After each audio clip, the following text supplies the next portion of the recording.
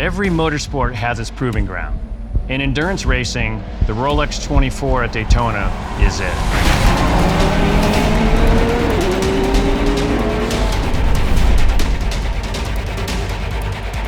What measures you as a driver, what measures you as a team, after this grueling 24 hours of whatever's thrown at you, is being able to stay calm in that chaos of adversity.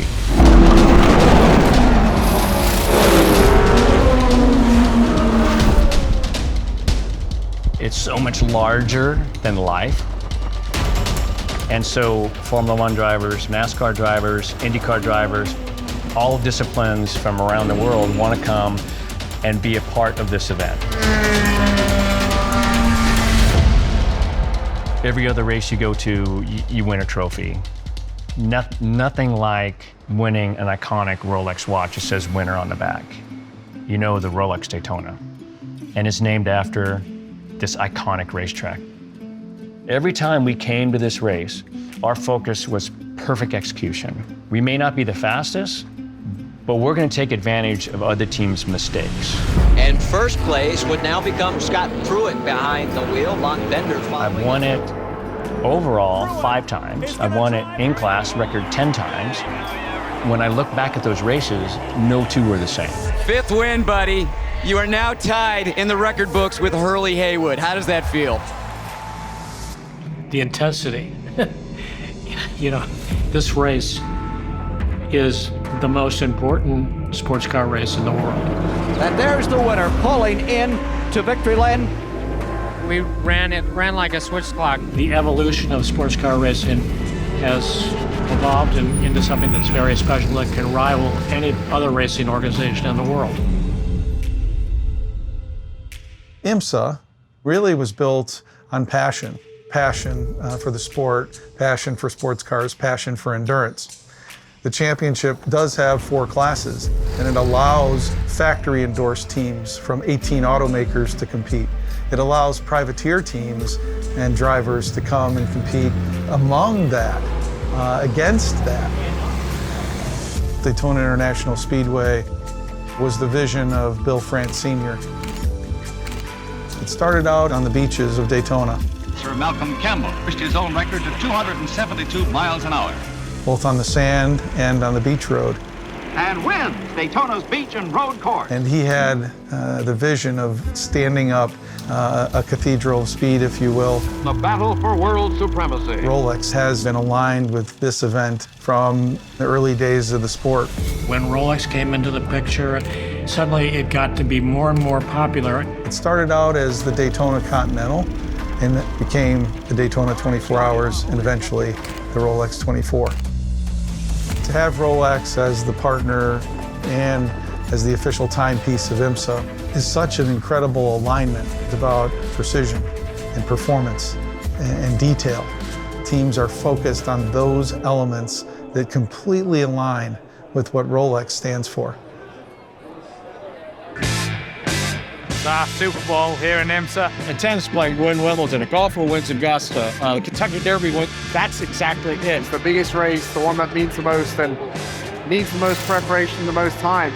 Yeah, it's just a lot of prep work back at the shop is kind of the key to having a nice, smooth 24-hour. It's also been a test bed for automakers, for tire companies, to prove their products, both current and future.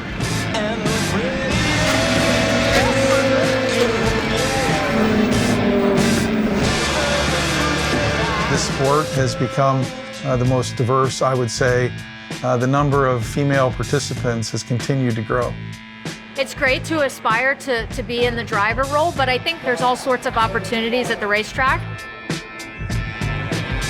There is not many motorsports where you can go and be that close. Before the start of the race, you're walking right next to the cars that are going to be on track moments later for the start of the Rolex 24. I love the race start. I love that atmosphere at that time, and I love being stressed just before I've got to jump in the car. One of the most dangerous times of this race is the green flag. No matter how many times you've been here for the start of this race, some drivers just tend to lose their mind. The Rolex 24 24 at Daytona is underway. Sun is shining here in Florida. Let's go for a full day. Grid as well. He gets it. Oh, there's driver in LMP2. And there's debris everywhere. That was crazy.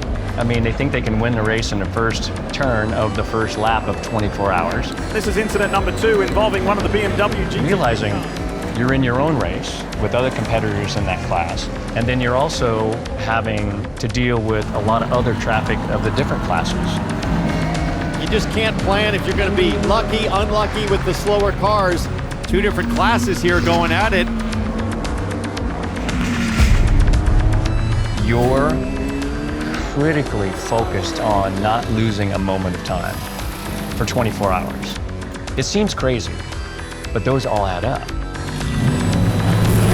Getting some heat from behind immediately from Alex Palou. Both the Maya Shank Acuras are on the move. That was big. Kurt's back out. I'm sure frustrated at the way things started, but there's lots of time for Kurt's and team to try to claw their way back. They're just kind of in cruise mode here, just knocking out some lap time, trying to save a bit of energy.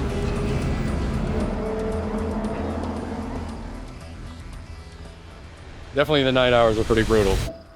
Nobody wants to go in battle and die, you know? We call the nighttime the graveyard shift.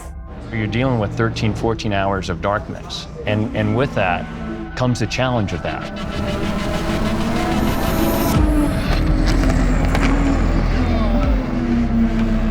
There was some hip checking and pushing. Speaking of hip check, did you see Connor Zillage stick it to Scott Dixon on the outside of turn 2? The 19-year-old absolutely undeterred.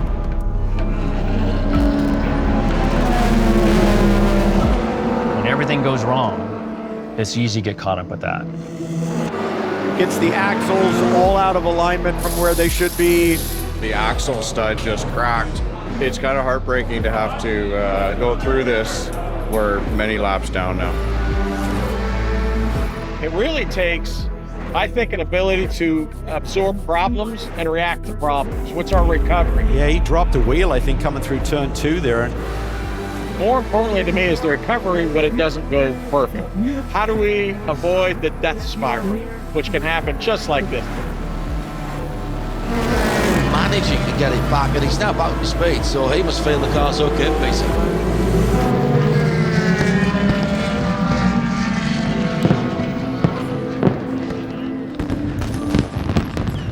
The Rolex 24 is all about the details, and for everybody, whether that's us on pit lane, whether that's the drivers, the engineers, and it's a long, long race. It's 24 hours, but a lot of stuff comes down to seconds. And it can really, really impact your performance. So no matter if it's 3 a.m., 4 a.m., once that switch flips and you get up on that wall, grab that tire, it's just, the adrenaline just pushes you through. Chris, what's it feel like on pit lane for you? The fog is starting to get even lower in the sky, Townsend. It's starting to creep down on pit lane. Very seldom have I been here where I haven't seen rain, some amount of rain, and fog, which is difficult to see. And you have to be on the edge, and you cannot make a mistake. It is such a ballet of finesse, the most treacherous time to be behind a wheel of a race car.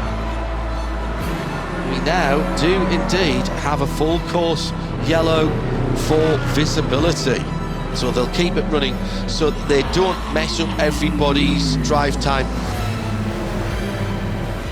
We're under caution for a while. They're going to be really rubbed up to get under green. Maybe a 5-hour, 6-hour sprint to the end here when they lift the yellow here. It's going to come down to those last 4 hours or so, and it's always a race right till the end. We see green after 6.5 hours under caution. Let's get back to racing at the Rolex 24. The field now is separated by tenths of a second after 24 hours of racing. Team goes on the high side for Magnus Racing. They hit!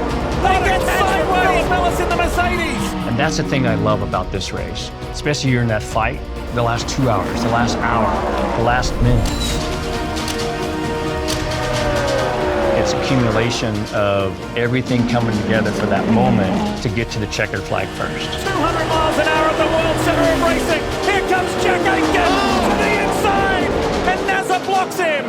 That was close. Did he The block gentle him? squeeze. As he exits the Le Mans chicane for the final time, Felipe Nasr knows what to do, and he's going to do it in an anniversary year for the captain, Roger Penske. Felipe Nasr and Porsche Penske Motorsport victorious at the Rolex 24.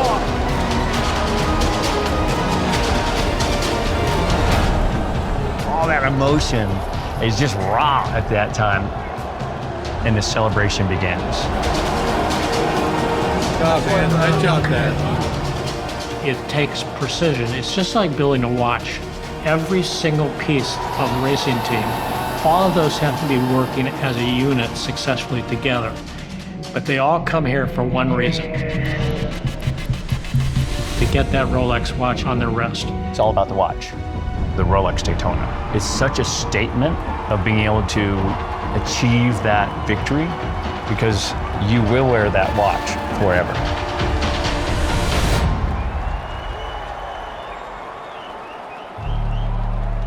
Endurance races, it's the pursuit of perfection, overcoming adversity, because you will go through adversity in this race. When you overcome that adversity and you get to victory lane first, it's beyond words. It really is. It's really cool. Part of my soul is here at this track.